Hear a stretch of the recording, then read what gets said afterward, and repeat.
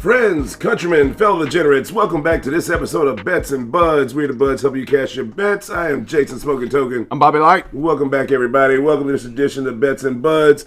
You know, we're in the springtime here, full swing here now. Got the Masters is kicked off this weekend. Yep. So that's like really kicks off spring for me once we get the Masters in play here. Kentucky Derby's right around the corner. We got playoff basketball, playoff hockey about to kick off as these last couple of days, couple games of their 82-game seasons. Right. So they're getting ready for this whole playoff stretch here. Spring is here. Weather's getting nicer out. Yes, it's beautiful outside today. Finally. Thank God. The rain has kind of gone away a little bit. No more gray skies today. We got a little bit of sunshine out on this Masters weekend, moving day for the Masters. So let's see what goes on. Bobby, how you been, brother? I'm good, brother. I'm good. Man, it's getting exciting. Yeah, it is. It's getting exciting. Everybody's come to the end of their seasons. We'll talk about the Blues first. Obviously, they've played 80 games.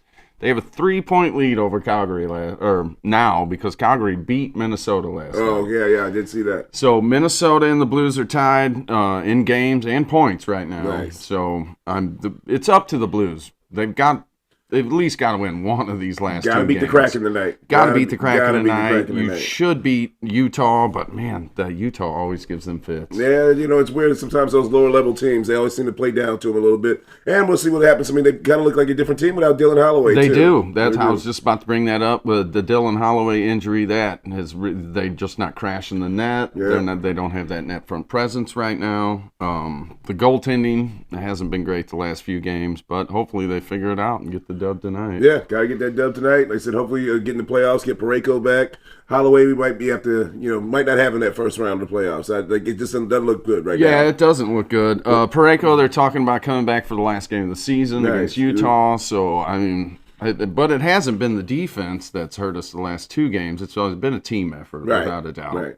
But I mean, Holloway. I mean, you're losing some of your explosivity on your offensive side. So yeah, how it's sitting right now. Winnipeg is obviously wrapped up the number one seed in the West. You've got Dallas is going to play Colorado in that first round. You're going to get LA. Well, LA still has a chance to catch Vegas, but an outside chance. You're probably going to get LA, Edmonton, and then you're looking. The Blues play Winnipeg and Minnesota. If they can hold on, they'll end up playing Vegas. Out in the East, you've got Toronto. They're still clinging to that number one spot in the Atlantic. If they can hold out, they'll obviously play Ottawa. They'll end up playing Ottawa.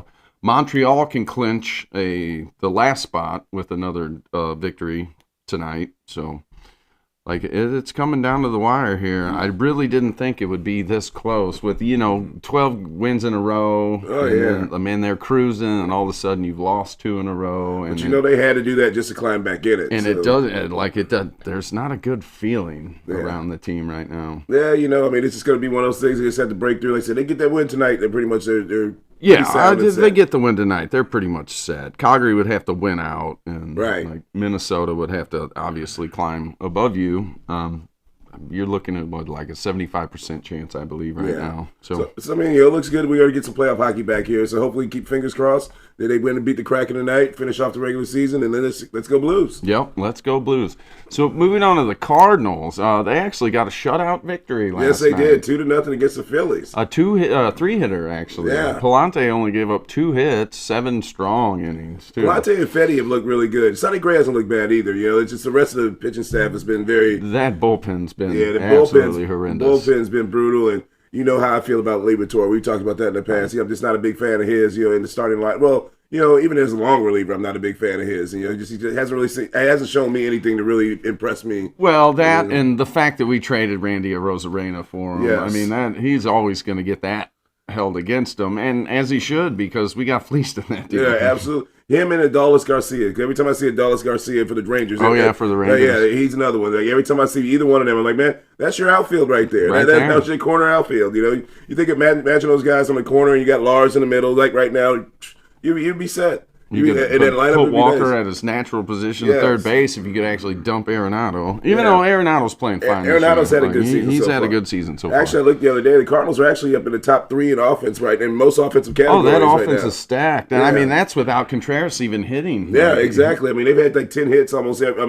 I think it was like they played 13 games. I think they've had 10 hits in at least like 11 of the 13 games right now. They had 9 last night. They came up 1 short. Yeah, exactly. But I mean, most of the games, I mean, you pounded out 10 hits, getting on base. So what was it the other night? Contreras went 1 for 6, and his average actually went up. Yeah, yeah. His battle come alive eventually. Here, he's been. I mean, it's just been proven for too long. At the end of the day, we talked about in the past with baseball. You look at the back of their baseball card. Those numbers pretty much always hold true. He'll get there. 162 games is a long, long season. So actually, they play a day game today at 1:15.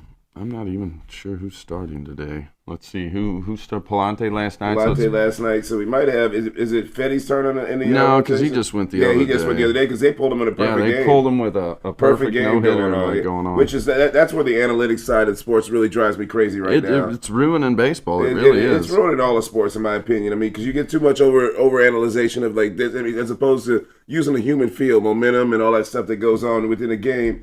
Yeah, today's starter we have is Michaelis, actually. Michaelis. Oh, man, that's not good. Yeah, that's not great. That's not good. That's not great. Not when you got Bryce Harper on the other side. So the Cardinals are 6-7 right now. You know, after opening the season with the sweep of the Twins, they that bullpen's been really bad. Oh, I mean, they got pounded by the Red Sox, but when they went on the road for the first time, I mean, they absolutely destroyed by the Red Sox. I mean, they're playing well at home. They're 5-2 at home. That road trip was obviously bad. They went 1-5. So I mean, hopefully they can get another win against the Phillies today and keep it rolling. Absolutely. All right, so let's move into a little Masters talk here. So we got Justin Rose right now on this Saturday afternoon is basically leading in. They're going to be teeing off about 220 is the earliest for the top 5 places right now. Justin Rose is at -8. We got Bryson DeChambeau is at -7. Rory had a hell of a comeback yesterday, hell of a day yesterday to get back to -6 because he double bogeyed. Yeah, he double bogeyed twice. Twice in the last 4 holes or so on Thursday. Right. So for him to get back and be at -6 right now is tough. So Rory's he's there knocking at the door. He's coming hunting. So it should be a hell of a final weekend here. You got Scotty knocking on the door. Yeah, Sky Scheffler right there, -5. -5 now. Yeah, that's right. This guy Tyrell Hatton. So I actually have a bet on this guy today. Really? UnderDog to shoot 3.5 birdies or better. So, but he's hanging right there at -5. And anyone is he the amateur qualifier? I believe so because I'd never heard of the guy. Yeah, I think he's one of the amateur qualifiers. I thought in the tournament here because I remember seeing him like that first day, and they were kind of going on and on about that. So yeah, this is the bet I got going on today for the Masters. Rory to shoot under 70. Justin Rose to shoot under 73. Shane Lowry to shoot under 72. And then Tyrell Hatton, 3.5 birdies or better. And that is paying out at 407. 407, nice. That's nice little juice for the watch. Not too bad. Keep you interested on 18 holes today at golf. So, man, that's a long, that's a 4-day, that's a hell of a 4-day stretch, man. To play 18 holes 4 days in a row. 4 days in a row under that much pressure. Plus your practice round on Wednesday that they shoot, you get in there. I mean, that's a lot of golf. I mean, a lot of golf. That's one of the reasons why I don't play golf right now. I don't have the time. Who has the time? I don't know. Dave, you got the time? You've got the time. Not 4 days in a row. 18 holes, man. I mean, who has the time? So last night I made some bets on NBA, and everything hit except for one guy let me down last night. Who's that? Steph Curry let me down last night. He got hurt. He hurt his thumb. Damn. He got hurt. He left the game early. Yeah, and it ruined. I had 2 bets with him in it. Really? And everything else hit. That's rough. Yeah, that's always the tough part about with gambling because you got that injury factor. It's sure as shit. Every time you put a bet up, every time you put a bet, like that one leg on a parlay, somebody gets hurt, somebody goes out, but that's gambling, baby. It is. That is gambling. So I also have another bet out there today. This is a little Formula One for you. F1. So I got Yuki Tsunoda. He needs to qualify better than 9. Lewis Hamilton qualifies better than 6, and George Russell qualifies in the top 3. You don't have Verstappen in that one? No, I don't have Verstappen on. There's just not any juice with him. Yeah, there's not any juice, but his ass has always seemed to be in the shit. That's why he's always in there. I mean, at least in the top 3 of almost every race, every single one. So what's shaking in the NBA right now? You know what? Right now we're going down the stretch. The Lakers have clinched. I think they've clinched the 3rd seed there. You got obviously OKC is in the 1 seed. Cleveland's clinched the 1 seed in the East. And I mean, so it's going to be tough. The West is going to be tough. The West is going to be really tough. Golden State, we got to see if they're going to end up in the play-in game. I think the 2 seed is that 7 and 8. Yeah, I think it's or 8 and 9. I think or whatever. It's 6, 7, 8, 9. Or it's like 7, 8, and then 9 and 10. Like so, like I think it's those 4 teams. I think they battle it out for the play-in. So you're looking at Wolves, Grizzlies, Kings, and Mavericks right now. Yeah, because so it's gonna be a tough stretch coming down the way here. I mean, Ja Morant's been looking nice. He's been getting motivated by all the hate he's been getting for his gun gestures that everybody else in the league have been doing. And like so he got fined $75,000 for that. Then you got Ant-Man up in Minnesota. He's always gonna come and bring his A game. He said we'll see what happens as far as the playoffs here. So it'll be interesting how it goes. I think the seeds have been set in the East as far as not the Boston, but I think. The Knicks and the Pistons are playing in the first round. They're going to play in the first round. Yeah, Knicks and the Pistons are playing in the first round. Well, that's going to leave Pacers-Bucks. Yeah, I think it's Pacers-Bucks are going to be in the first round, which I think was a rematch of last year where the Pacers knocked them out of the playoffs too as well. So, I mean, we'll see if they get Dame Lillard back, and that's going to be a... Yeah, you're not kidding. That West is tight. Look at that. Lakers 50, Nuggets 49, Clippers 49, Warriors 48, Timberwolves 48, Grizzlies 47. So there should still be a lot of movement. Oh, yeah, man. And it's going to be interesting to see what the Nuggets do because, I mean, they went through a coaching change. I mean, they fired a coach and led them to with 3 games to go. 3 games left in the season right before the playoffs. That's when there was some disgruntled dysfunction somewhere in that organization right there with the head coach because you had to fire him and the GM. I mean, that kind of right before the playoffs start. 2 years ago, you win the World Championship. First one in Denver Nuggets. History as far as I know. So I mean, and he's pretty much led them to the best record that they've had franchise wise, winning percentage wise, anyway. And I mean, even now they're 49 and 32. It wasn't like they were tanking. Joker just averaged. He basically going to finish the season averaging a triple double again. So he's become the 3rd player to do that between Russell Westbrook and Oscar Robertson. So I mean, we'll see. It's going to be a hell of a playoff run, man. NBA is going to be exciting. It's going to be definitely exciting. I mean, who do you see? Do you think the Cavaliers can carry it all the way to the finals? I don't know. You know what? I mean, I think they can, but I just don't know if their role players are strong enough when it gets down to the crunch time, especially because the Celtics, I mean, they're just experienced. And they grind. I mean, I won't say they grinded, but I mean, they had their foot on the gas almost all season long to have that best record in the East. And a lot of times when you're going for the playoff run, like there's some times where the Bulls didn't always have the best record when they were on their run back. They always go to use the Bulls reference, or even sometimes the Lakers reference too as well. They didn't always have their where they were the number 1 seed coming out of the West or even the East for the Bulls because like Phil Jackson always said, you got to sometimes have to coast your way when you're going for a championship. You got to kind of coast your way to that run because otherwise you put your foot on the gas that whole time. You're gonna burn yourself out. Oh yeah, like I mean, look at the Knicks last year. I mean, like the Knicks. How many minutes Thibodeau? And that's always been a knock on Thibodeau. He's a great coach, but he plays his players so hard and plays such a tough game. That it's tough to keep your foot on the gas. It's like I was talking to one of the dads of my daughter's basketball team, and he was talking about how. Why don't we press? Why don't we press? Well, my daughter's team isn't very deep. They only play like 7 players. Right. Like total. And so when you press like that and you play that full court game, you're going to lose a lot of energy. You're going to expend a lot of energy. So if you don't have a deep bench and deep rotation and a lot of people come off, and right now you got people with injuries, and because I mean any pro sport that you're playing right now, I mean nobody's healthy once you get to the end of a season. I mean everybody's managing some type of injury of some nature because that's the nature of playing athletic sports. So. I mean, it's going to be a good playoff run. I mean, NBA's got some juice back, and they got some excitement going where you captured everybody's attention, especially now that football's over with. So although we do have the draft coming up, so next week we do. Yeah, next week I will going to go through and try and put we'll do a little bit of some draft analysis here. I kind of wanted to get through all the pro days. I mean, it's really looking like Cam Ward's probably going to be that number 1. I mean, that's pretty much a lock, I think, right there. Cam Ward's the number 1. Here's what I like about that, without going too deep into it, is that I always like a quarterback who's had a lot of reps in college and also has gone through some shit. Right. Meaning because anytime when you get these guys that haven't really gone through anything, it's tough to go into the NFL because you're going to go through shit in the NFL. I mean, Anthony Richardson. I mean, he's a prime example right there. Exactly. I mean, you're going to go through some adversity when you get to the NFL. It just is. And so when you have those guys that pretty much had it as a cakewalk. I mean, look at Trevor Lawrence. Mm-hmm. Had it as a cakewalk. Lot of like all through high school. Had a lot of success in college. Didn't really go through a lot of adversity. Was a golden boy going through, and he's having a rough go at it right now because he's down in Jacksonville, and you know how Jacksonville rolls. I mean, that's adversity all in itself. Just being on the Jaguars, let alone the defenses you deal with, and having to understand like the defensive linemen and and the pressures that are coming, and like understanding your protections and all that stuff. Having the right personnel out there as a supporting cast. I mean, it's a lot. So Joe Flacco actually re-signed with the Browns. Re-signed with the Browns. Looks like the Deshaun Watson project is over. Yeah. I mean, they've admitted failure through that organization on that move right there. Pretty much ownership is kind of took it in their hands to say, yeah, we dropped the ball on this one. So, Deshaun Watson, and I heard him come out with a statement that said he's going to use this as motivation for everybody who's going to basically his naysayers now. So let's see what he has left in the tank if he's able to pull something out. But, he can't blow another Achilles, can he? Yeah, shit. He can.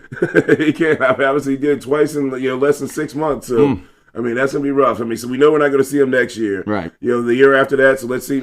Maybe if things get quiet, because you know how it goes once you get injured and everything. People are going to forget about him, not think about him. So hopefully that quiet time allows him to kind of train, focus. And he probably should just keep quiet, train, focus. But that's going to be tough. Because football is one of those games you have to play football, man. You cannot. And he had sat out for a long time anyway. Right. That's what I already heard him before. He had the 1 year where he sat out with Houston before he left there, when they basically said, okay, we're not going to play this dude at all. So he just pretty much was on the roster, getting paid, didn't play at all. Then he gets over to Cleveland, gets a suspension. He had to sit out the first 11 games there. Comes back, doesn't play very well, gets injured again. It's just a long time not playing football. So you're basically going to be looking at like 5 years without playing. With like 10 games under his belt. 5 years without any significant football. That's just kind of like the whole thing when Kaepernick pretty much got blackballed from the NFL, and everybody kept going, is Colin Kaepernick going to come back? I'm like, dude, it's been 6 years since he played in the NFL. Leave that shit alone. It's over. It just, once you got to go through it. Le'Veon Bell even admitted that after was the same thing. He was not the same when he came back. When he came back, he sat out the year over contract. And you have to play football. You cannot go sit out, because there's nothing that's going to ever simulate that game speed, that contact, the just the nature of all the freak athletes that you're going to go against when you play that game by sitting out. Yes, you can get injured, come back and rehab, but to fully just sit out a whole season, that's tough. You look at it, like I was listening to an interview with Ben Roethlisberger was talking about that with Aaron Rodgers with it, but his potential to go to the Steelers, and he's like, man, it's really, he said when he hurt his shoulder or elbow, I think it was. It was his elbow. He's like, man, it was like 2 years after that before I felt like myself again. From a mental standpoint. And then even then, you could tell that he was just not the same, because you're never going to be the same again. Once you take any injury, it's like I always explain this with like people's bodies. It's like your car. Your car goes to a car wreck. You can get it fixed, but it's never going to be. It's never going to be the same. It's never going to run the same as it did when it was brand new. And that's how our bodies are, man. You go through an injury, you blow out a knee, you blow out an Achilles, your rotator cuff, whatever it may be. You can get it fixed, you can rehab and strengthen it back up, but you're never going to be the same athlete that you were at that point. And that's going to be something. That's why as we get old and you get out of bed, I'm like, oh my God, what is going on with my knee? Or what's going on with my back? And then you go think about that when you fell out of a tree when you were 12 years old or something crazy. That's what that is. Yeah, just anything like that. So, but that's just the nature of the fragility of sports, really. Because you can go from being greatest thing on earth to one injury away from, remember him? Kinda, maybe not. So.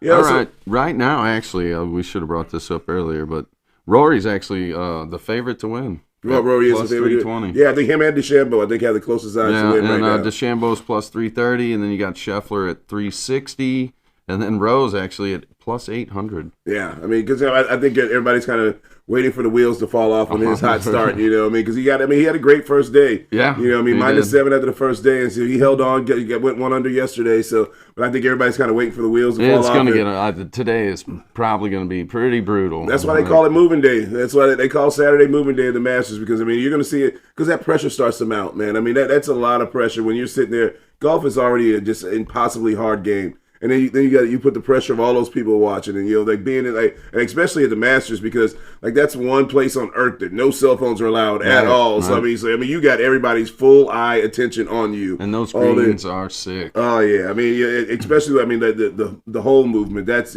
what's interesting to watch how they move, like where they change the placement of the holes each day, and so it's going to be interesting to finish here, man.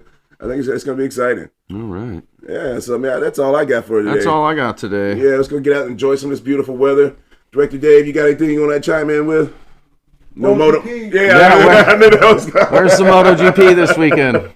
Where at? It's in Qatar. Qatar? All right. Ooh, that's a hot ass motorcycle. Yeah. Oh, Jesus. Jesus. Running on the motorcycles. Yeah, motorcycle in that big ass, in them fucking suits, though. Jesus. Sounds brutal. Well, that's all we got. So, great, thanks again for tuning in. Make sure you hit the like and subscribe button, add it to the comments section. I'm Jason Smoking Token. I'm Bobby Light. We'll see you next week. Peace.